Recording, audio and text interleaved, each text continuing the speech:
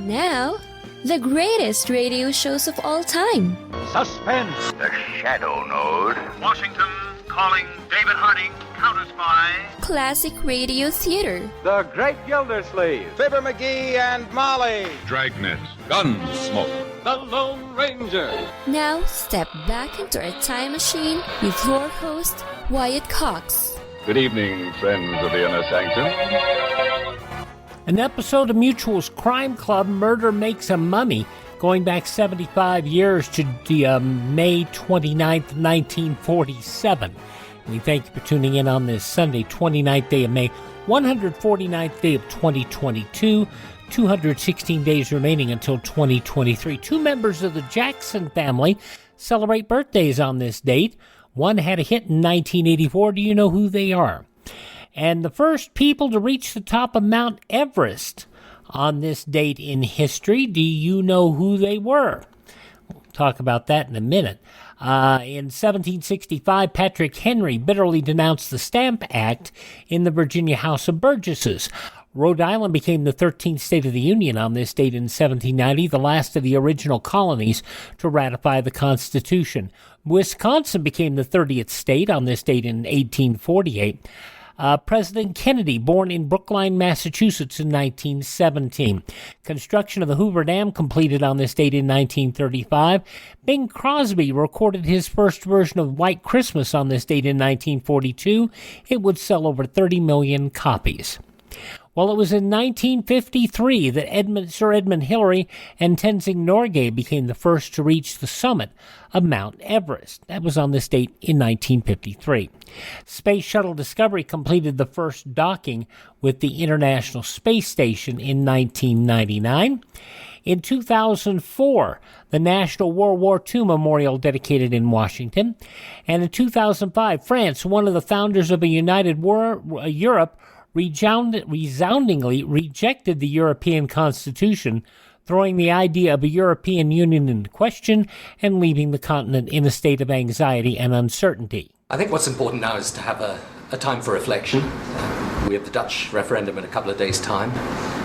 There'll be the European Council in the middle of June, where all the leaders can discuss the implications of the votes that have taken place. But I think that underneath all this, there is a more profound question, which is about the future of Europe, and in particular the future of the European economy, and how it deals with the modern pressures of globalization and technological change, and how we ensure that the European economy is strong and is prosperous in the face of those challenges. Now, underlying all these debates about the Constitution is, I think, that central economic challenge. British Prime Minister Tony Blair. Passing away on this date in history, actor John Barrymore, actress Dame Mae Whitty, singer Fanny Brice, and comedian, of course, Fanny Brice, Baby Snooks, pro wrestler Man Mountain Dean, actress Mary Pickford, George Fenneman, the fine announcer, also Harvey Korman, Dennis Hopper, Betsy Palmer, and passing away last year on this date, B.J. Thomas, and from the Love Boat and Mary Tyler Moore Show, Gavin MacLeod. This is the birth date of Patrick Henry, Max Brand, Stacy Keach, and Bob Hope. The 4th of July. I used to refer to it as Independence Day before I got married. When I was a kid, we always had fireworks on July the 4th. We used to tie a 20-pound firecracker to a box of dynamite and then drop it down a well. Don't laugh. That's how the Grand Canyon got started. And once on July 4th, the kids tied my brother to a 6-foot skyrocket and set it off. That's how he got to California 20 years before I did. Bob Hope, born on this date back in 1903, he lived to be 100. Luke and Laura from General Hospital, Anthony Geary, 75 today. The two Jackson family members were Rebby Jackson, who had a big hit Centipede in 1984, is 72, and LaToya Jackson, 66 today. From Oingo Boingo and a composer for Tim Burton movies, Danny Elfman, 69. Also today, born on this date, Annette Bening, 64. Rupert Everett from My Best Friend's Wedding is 63. Highlander Adrian Paul is 63. Musician Melissa Etheridge is 61. Lisa Welchel from The Facts of Life is 59. It's kind of like your friends from high school. You know, you're so close, and then when you do see each other, even if it's been years, you know, you jump right back into that relationship. But we do keep in touch. A clip from ABC's The Talk. Lisa Welchel, 59 today. From America's Got Talent, Mel B of the Spice Girls is 47, and a couple of wrestlers, Brian Kendrick is 43, and former WWE wrestler Nia Jax is 38. Those some of the people who celebrate the 29th day of May as their birthday. If this is your birthday... Hi, we're the Four Freshmen, and we just want to say... Happy birthday to you! From 75 years ago, May 29, 1947, The Crime Club on Classic Radio Theater with Wyatt Cox. Let's see, if something costs less, but people are happier with it, that sounds like something to look into, and that's Medi-Share. Maybe you've heard switching to Medi-Share to pay for healthcare can save the typical family $500 a month, and that's huge, but it's also true that people are way more satisfied after making the switch, too. The customer satisfaction rate for Medi-Share is double that of the typical health insurance plan. Double. Medi-Share works. It's been around for more than a quarter century, and members have shared more than $3 billion of each other's bills. People love having telehealth and a huge nationwide PPO network. So, yeah, you can save a ton and like it better. Imagine being happy with how you're taking care of your health care. So if you're self-employed or part of the gig economy, or you just want a plan you're happy with, you can call right now and get a price within 2 minutes. A very, very smart use of 2 minutes. Here's the number you need. 833-34-BIBLE. That's 833-34-BIBLE. 833-34-BIBLE. Now on Classic Radio Theater with Wyatt Cox, we go back 75 years to Thursday, May 29th, 1947, Mutual's Crime Club. This episode entitled Murder Makes a Mummy.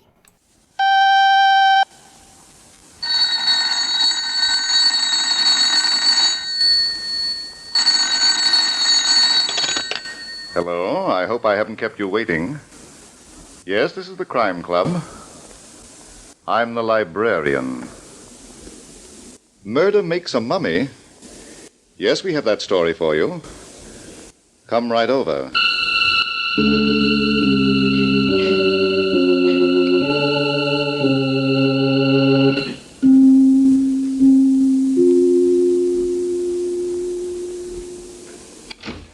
Ah, you're here. Good. Take the easy chair by the window. Comfortable? The manuscript is on this shelf. Here it is. Murder Makes a Mummy. The very absorbing story of a corpse that wouldn't be bound by the rules. Let's look at it under the reading lamp. There are some people in this world who just can't be satisfied. One of them was Barney Crawford, son of Chief of Police Crawford. For most young men, that would have been enough. But not Barney. Oh, no. Barney wanted to be an Egyptologist, too. It was early one afternoon, and Barney was feeling very much at home in the Egyptian room of the local museum. He was having a wonderful time explaining the wonders of a dead civilization to Janice Turner, his fiancée, who, at the moment, was sorry the civilization was not only dead, but buried as well. Great, mysterious Egypt, cradle of civilization. What accomplishments. The pyramids, mummification, the Sphinx. Oh, it's such a beautiful day. I'll bet there are some people who are really enjoying it. Look, here in this case is the scarab. To you and me, an ordinary beetle. But to the ancient Egyptians, a god who is... It's pretty. Of course. It's solid gold with emerald eyes. Now, that would make a lovely pin on my new dress. Yeah. Let's go on, Janice. There's something in that case over there I want you to see. I'll probably never get over it. Yes, sir. One of the marvels of all time. The mummy. How do you do? Let's read what it says on the card. If you must. This mummy is unknown, but is believed to be the remains of Ra Marduk, the son of Shishak, pharaoh of the 22nd dynasty. My goodness. As expensive as that? 22nd dynasty. Janice, don't you realize that's almost 3,000 years ago? Barney, I'm sure the ancient Egyptians were a great people. Great, they were tremendous. But I never knew they wore rubber heels in those days. Why, they had inventions that... Huh? What did you say? I said, I never knew the Egyptians wore rubber heels. Well, of course they didn't. Whoever said they did? Don't argue with me. I'm just looking at the feet of this mummy, where some of the wrappings have come off. Holy mackerel. That is a rubber heel.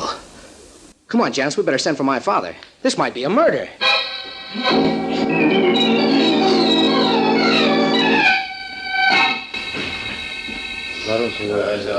And that's the whole story, Dad. We were all right until Janice noticed the wrappings that had come loose. And there, as big as life, Chief Crawford, was a black shoe with a rubber heel staring me in the face. We'll soon find out who it belongs to. Now, here comes Sergeant Bailey. Chief, the coroner's all through with the stiff. Good, now we can go to work. He says the fellow was killed by a knife in the back. Uh-huh. Where's the knife? Well, there's no sign of it, sir. Not yet. Did you find any identification on the body? Not a thing, Chief. But the killer left all the labels in the dead man's clothes. Okay, run them down. Yes, sir. I can save you a lot of time, Dad. Well, sure you can, Barney. Now, why don't you and Janice go someplace pleasant, huh? That's a wonderful idea. We'll do something about it right now. No, wait, Janice. Dad, I think I can identify the dead man. What? Yes. He was Carter Baldwin, an excavation engineer.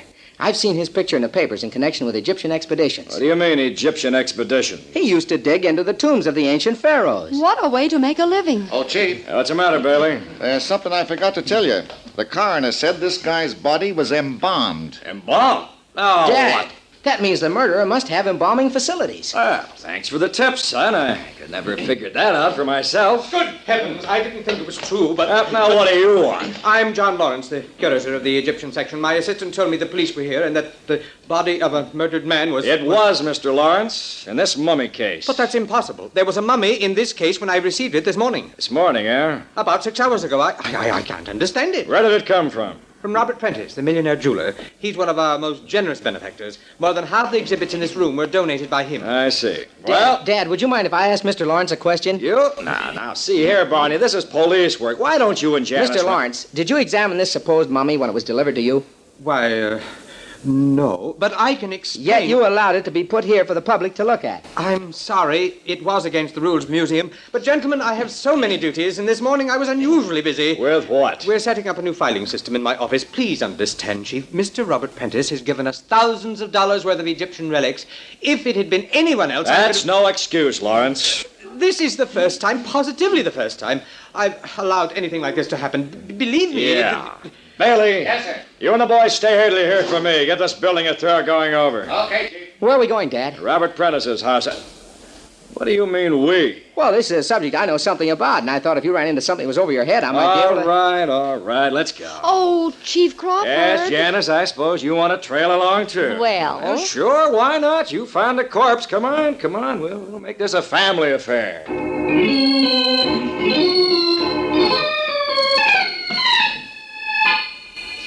Now, wait a minute, Mr. Prentice. Relax for a minute. How can I, Chief Crawford? Think of my position.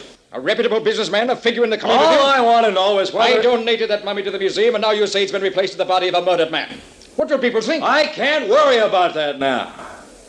Where did you get that mummy? I bought it from Professor Morton, an Egyptologist. Where did he get it? He brought it back from Egypt several weeks ago.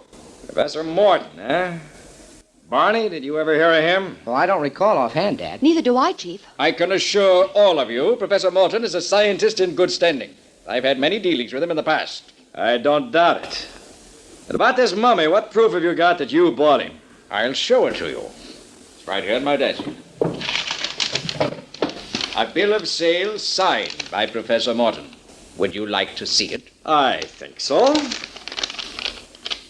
One sarcophagus. Period 1000 to 900 BC. Dad, is that all it says? That's all, Barney. Nothing about Ra Marduk, son of Shishak?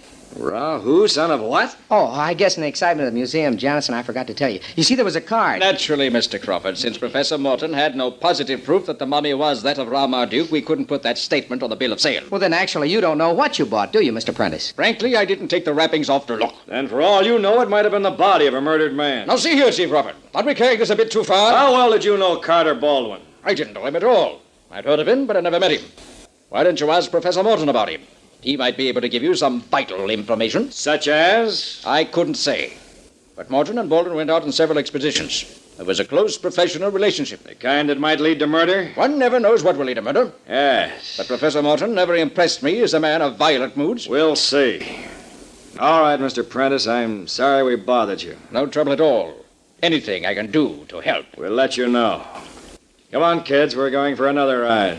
Let's hope this thing doesn't turn out to be a merry-go-round.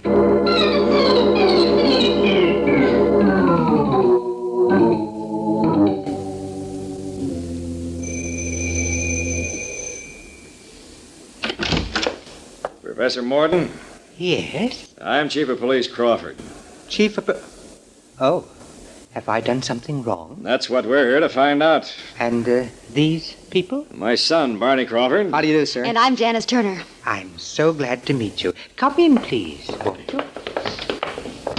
Now then. Oh, Barney, look at this place. It's like a museum. Thank you, Miss Turner. Everything you see here is an authentic relic of old Egypt. Oh, but forgive me. I have no right to call them relics.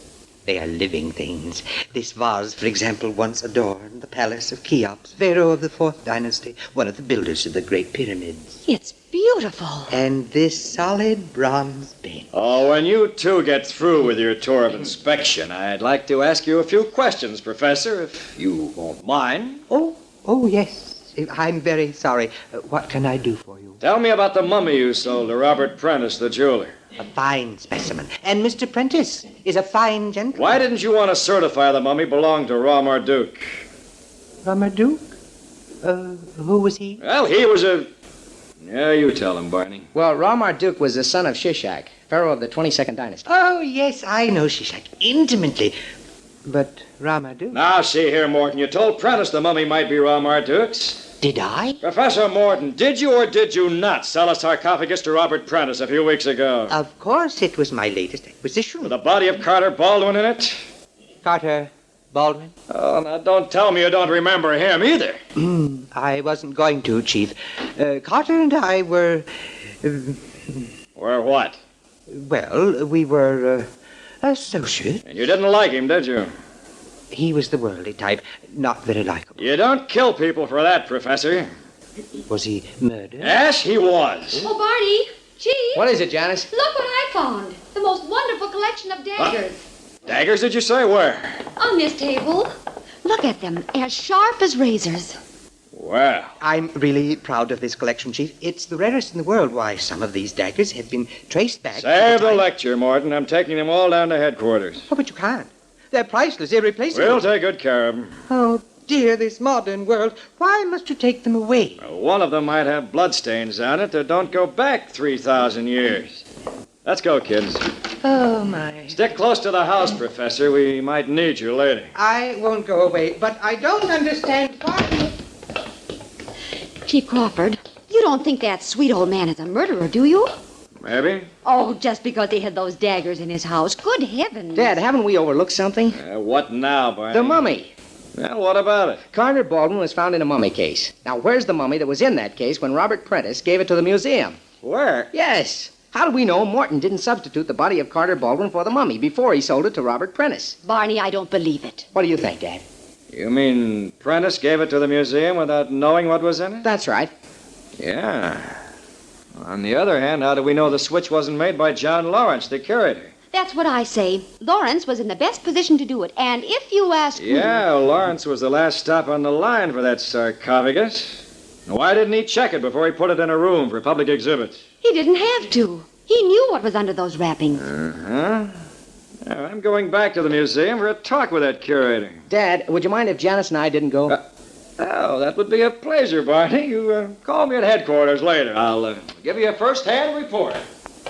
Now, Barney Crawford. Janice, I wonder if Morton might have an extra mummy lying around. Shall we go back and ask him? No, dear. We'll go forward towards the back of the house and look for a cellar door.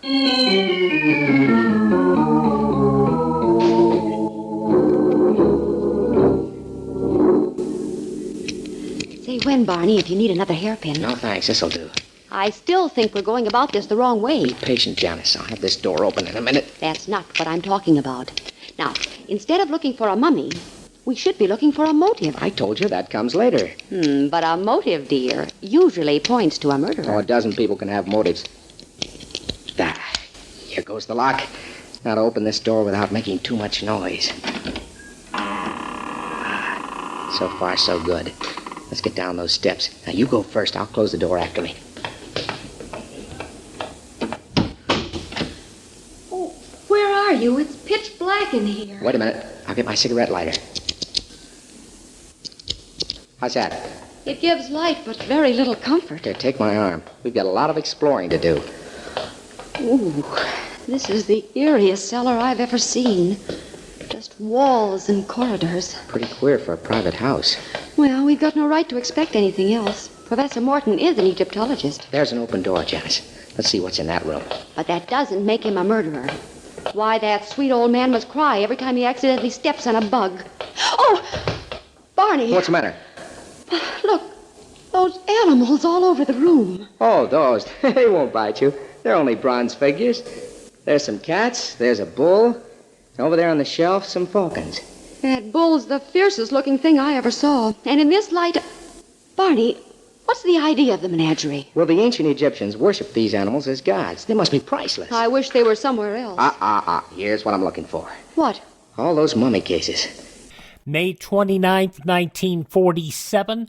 Crime Club on Classic Radio Theater with Wyatt Cox. Thank you so much for joining us on this Sunday. The news from 75 years ago, along with the conclusion of the Crime Club, follows these important words from your favorite station. No offense, but are you a little fat when you look in the mirror? How would you like to learn the secrets to lose 3 to 5 pounds a week easily without joining the gym or going through any crazy diets? It's called Body Sculpt by Med Diet. For the last 2 decades, we've been helping people just like you that have pounds they want to shed. We've helped millions of people lose thousands and thousands of pounds over the years. And now it's your turn. Learn the secrets of how to lose weight with one simple phone call. You'll see an amazing difference in a matter of days. Don't believe us? We'll offer you a money-back guarantee.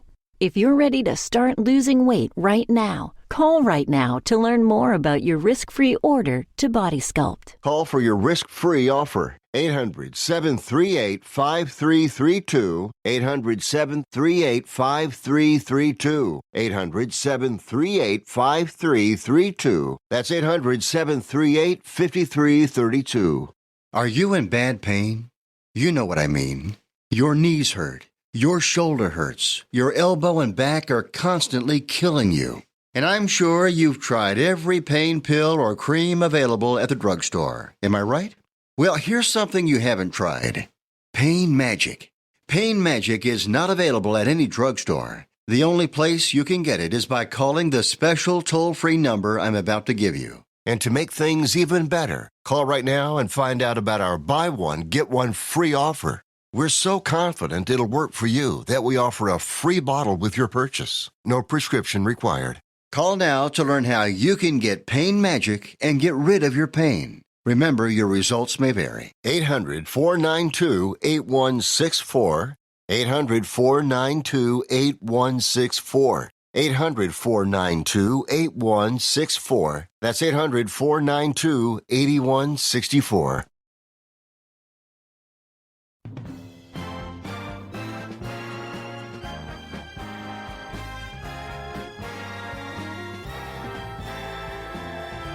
Thanks for joining us on this Sunday Classic Radio Theater with Wyatt Cox, an episode of Mutual's Crime Club, as it was originally broadcast on Thursday, May 29th, 1947.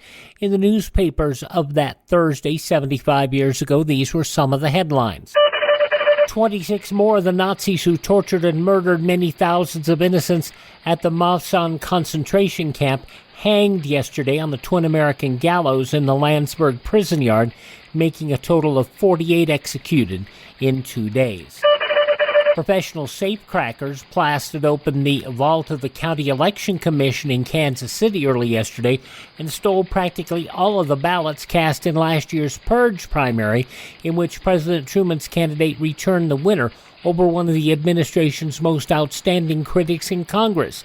The Yeggs acted within hours after a grand jury returned to presentment, alleging that former Representative Roger C. Slaughter had been robbed of the party nomination and urged a recount of the ballots. The grand jury previously indicted almost 70 election workers on charges of fraud.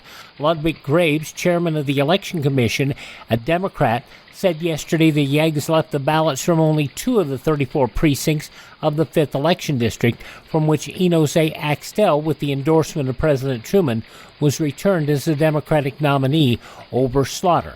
Axtell defeated by his Republican opponent in the general election. A dapper Brooklyn exporter denied indignantly to Senate investigators yesterday that he and a couple of friends pulled guns on a steel broker in New York's Swank, Hampshire house last March to persuade him to sell them 50,000 tons of black market steel.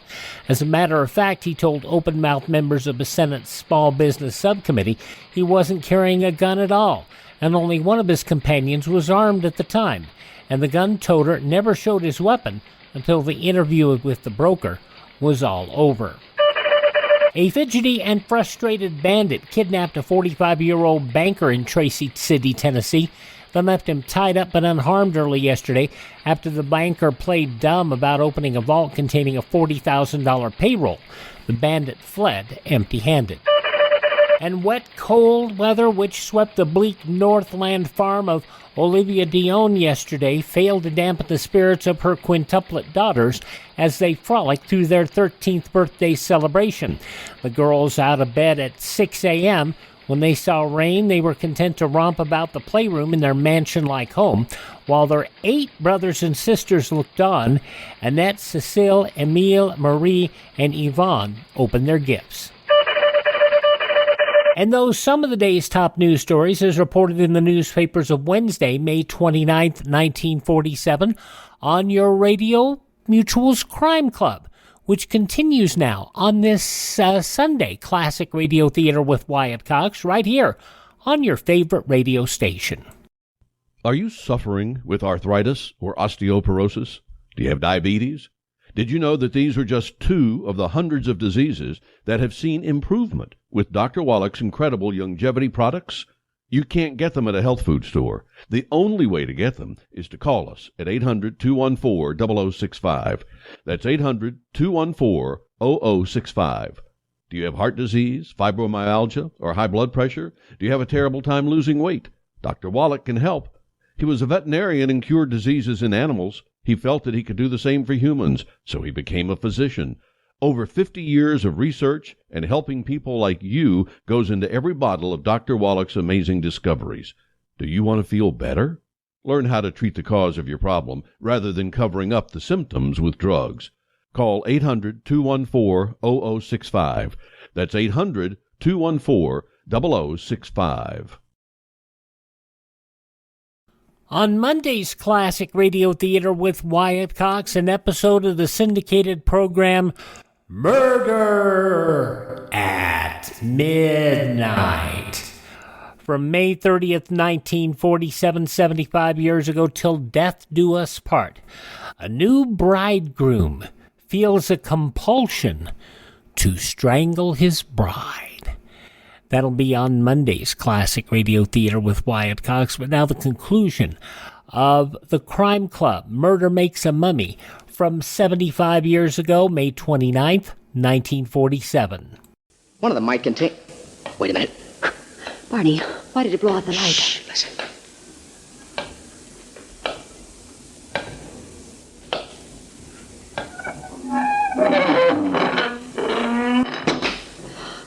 Oh, someone's closed the door. We're locked in. Must have been the professor. Hey, let us out! Bang on the door. I am. Let us out! Bang on the door, Barney. I don't hear you doing it. I am. Yes. Oh, I'm afraid it's useless. What do you mean? Well, the door's made of solid stone. Here, wait till I light my lighter again. Yeah. And look at the walls. All stone. Just like the inside of an ancient Egyptian tomb. I'm thrilled. What are we going to do? I don't know. It looks like I've outsmarted the 2 of us. But good.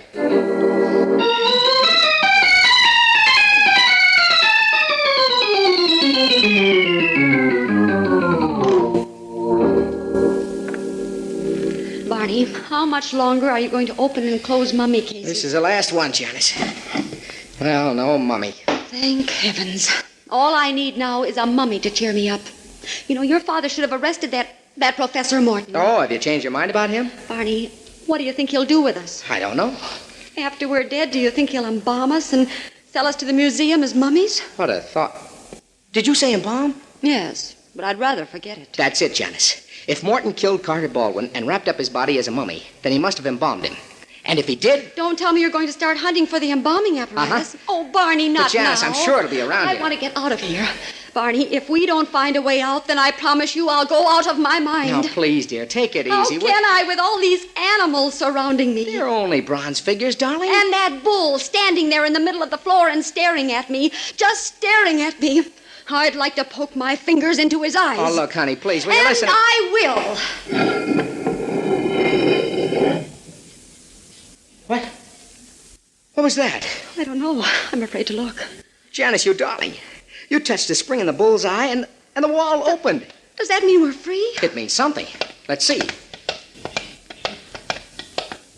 Oh, Barney, it's not an outside wall. No, it just leads to another room. And there's another bull standing on a platform. That, darling, happens to be a cow. Well, I don't care. And if my guess is right, it's Hathor, the ancient Egyptian cow goddess. This is no time to get technical. Well, I was only trying to explain, Janice. Explain us out of here.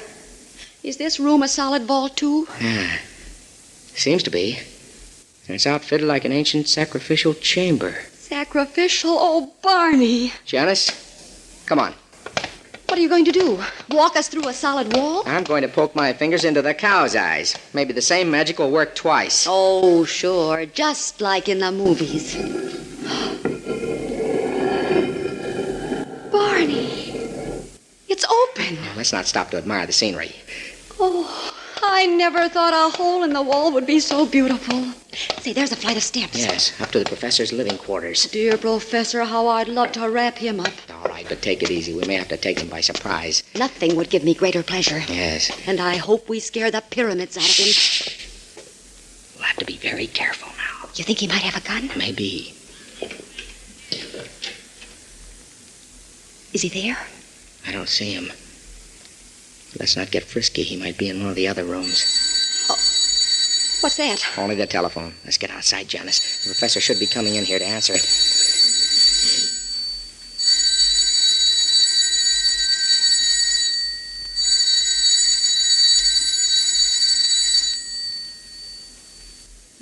Nobody home. Unless he's got an extension upstairs.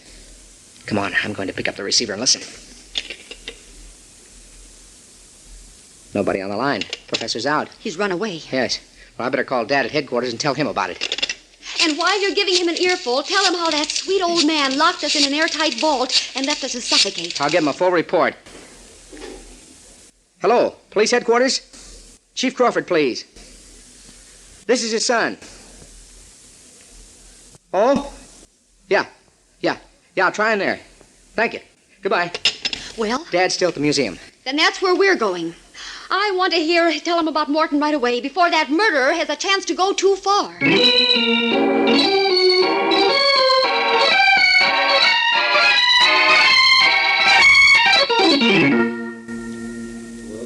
Hey, Bailey!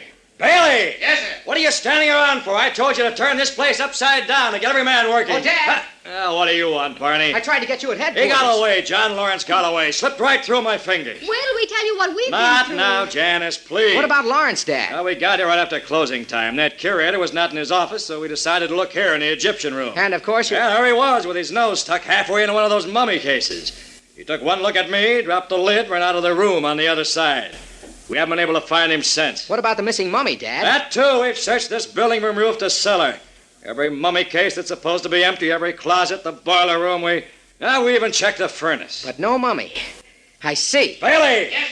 Get headquarters on the phone. Tell them to send out a nationwide alarm. I'll get this guy Lawrence if it's the last thing I do. Ooh, your pop's really in a huff. Well, we should have told him about Morton anyway. Come on, Janice, we've got things to do. What kind? It's 9 o'clock and the public library closes at 10. We'll have to hurry. What are we going to do at the public library? What are we going to do? Some reading, of course.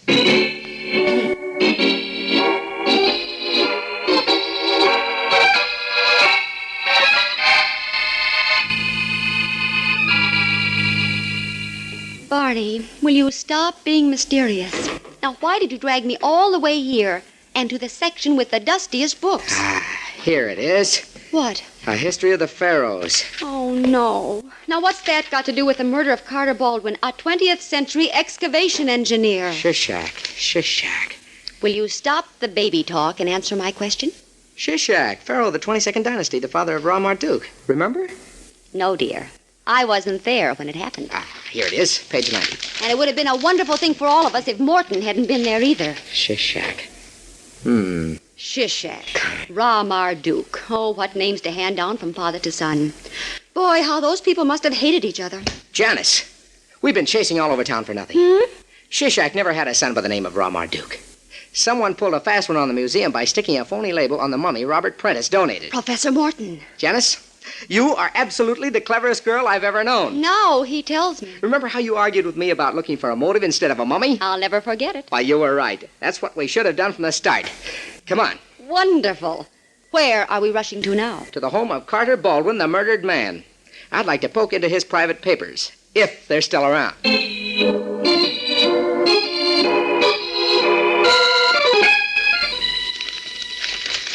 Well, Barney, what goes? Not a thing, Janice. I've gone through every paper on this desk. Baldwin may have had other hiding places.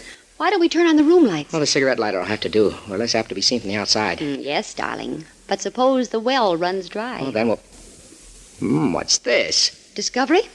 This book on the table. The Great Jewel Robbery. Barney, you're not going to read it now. No, dear. I did that once before, some time ago. It's very interesting, and I think it solves our case. Barney, you sure you're all right? I'm perfect. This book tells me all I want to know about the murderer and his motive. I knew it. Too much Egyptology. Listen, I'll tell you the story.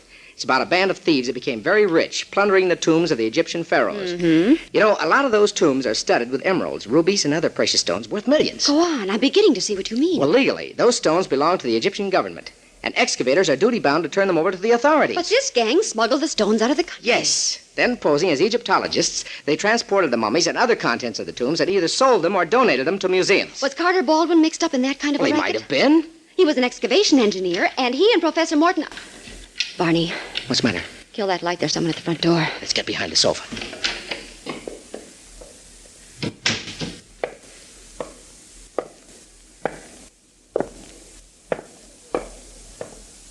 Stand as you are. What? Don't turn around. And don't turn off that flashlight or we'll shoot. I see here. Put your hands over your head. That's a good boy. Keep him covered, boys. I'm going to frisk him. Yeah, just as I thought. A gun. All right, Janice, you can put the room lights on. Janice. Just keep facing that wall. I'll tell you when to turn around. Now. Why, it's Robert Prentice. Surprised, honey? Well, aren't you? Not anymore. Well, Prentice? I've nothing to say to you, Mr. Crawford. Oh, come on now. Let's not be coy. What did you expect to find in Carter Baldwin's wall safe? I said I have nothing whatever to say. Evidence, wasn't it? Evidence that you and Baldwin were robbing the tombs of the Egyptian pharaohs. Don't be ridiculous. It's quite a racket, wasn't it? Baldwin explored and plundered, and you, Prentice, the fashionable jeweler, sold the precious stones to innocent purchasers. Why did you kill him? You accusing me of murder? Why not? It's the truth, isn't it? I should say it isn't, young man, and if you aren't more careful of what you say to Now me, look here, Prentice. It's the end of the line. Would you like me to tell you what mistakes you made? Mistakes? Number one, showing my father that bill of sale for a sarcophagus. I bought it. A legal transaction. Number two, telling the museum the mummy might have been that of Ra-Marduk, son of Shishak. Professor Morton gave me that information. Without putting it on the bill of sale? I didn't want his assumptions. I wanted facts. And he gave them to you. But he said nothing about Ra-Marduk because he knew that Shishak had no son by that name. Then he lied to me. I bought that mummy in good faith. You're so eager to find a murderer that I suggested... There's still a third mistake. You told my father that you'd never met Carter Baldwin. Now, who told you about his wall safe? His ghost? That does it, doesn't it? I knew we'd get you eventually. It was just a matter of time.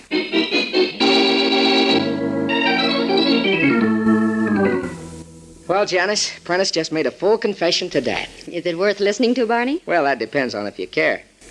Baldwin was going to cut Prentice out of the racket, so Prentice killed him. And had him embalmed. Who did that, Barney? An undertaker's assistant. The fellow's answering a lot of Dad's questions right now. But, Barney, why did Morton lock us in that vault? Well, he didn't know we were there. He went out of the house and simply closed the door to his storeroom, and we just happened to be in it, that's all. And it would have been that's all for both of us. If I hadn't made a bullseye. Or if I hadn't made a cow's eye. I'm going to ignore that, Barney. But what about John Lawrence, the curator? Well, I knew he was innocent the minute Dad told me what Lawrence was doing in the Egyptian room. He was looking into a mummy case, wasn't he? Yes, and obviously he was looking for the missing mummy. Now, if he'd been the murderer... He'd have known where he'd hidden the mummy, of course. No, dear. He'd have known there'd never been a mummy. What? Now, look here, Barney Crawford. Prentice showed us a bill of sale for a sarcophagus, didn't he? I know all about that, but what I don't know... Well, a sarcophagus is a mummy case and nothing more. If there'd been a mummy in it, the bill of sale would have said so. Oh, so that's why you rushed to the library to find out about Ra Marduk. Rahu? Ra Marduk. I haven't got the slightest idea who you're talking about. Barney. Well, that's better. I know him. The other guy never existed. He was never even born.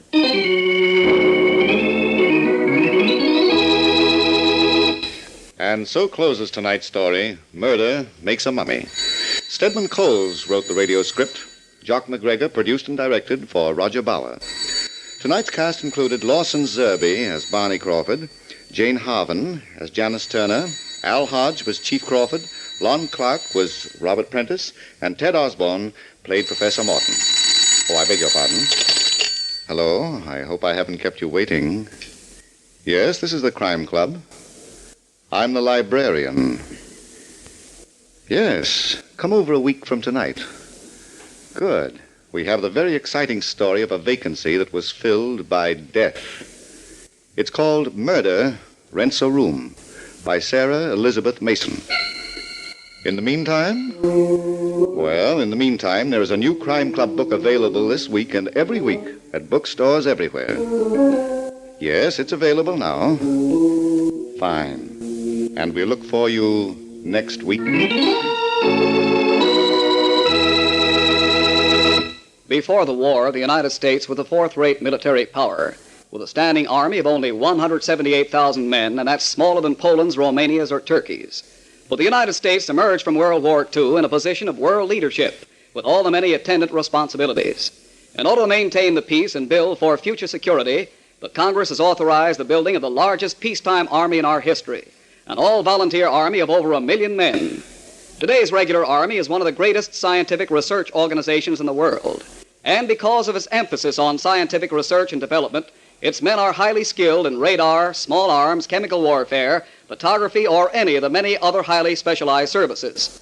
Remember, the regular Army man of today is not in the Army because he couldn't get a job anywhere else. He is in because he has brains and ability, and desires to profit by technical training that is second to none.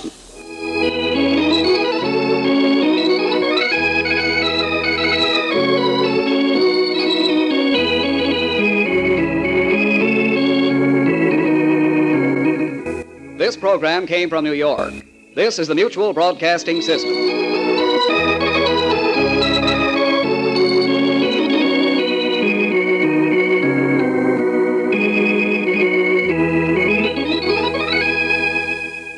The Crime Club was initially an imprint of Doubleday Publishing Company, where they published, of course, crime novels.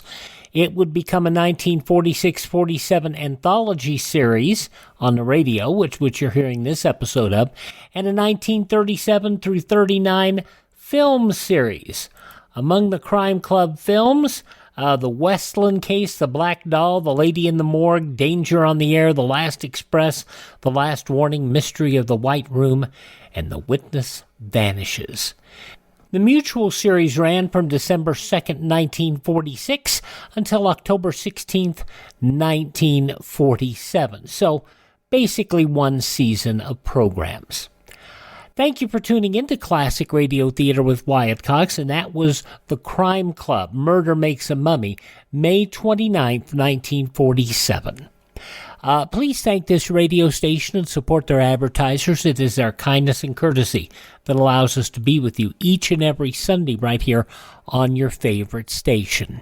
If you miss a day, you do not have to miss a single show. Our shows are available through Spotify, Spreaker, TuneIn, Apple Podcast, Google Podcast, or Amazon just by searching for Classic Radio Theater with Wyatt Cox. That's Classic Radio Theater with Wyatt Cox. Now, you can also find our shows on demand at my webpage, which is classicradio.stream. Classicradio.stream, where you can stream our shows. You can learn about building a classic radio collection of your own. There are free and paid resources there, including TED at radiomemories.com. You can find all our social media links, and you can contact me there, classicradio.stream. Tell all your friends the great radio shows are right here at this spot of the dial. By the way, have a great week ahead. Classic Radio Theater with Wyatt Cox on this Sunday on your favorite radio station.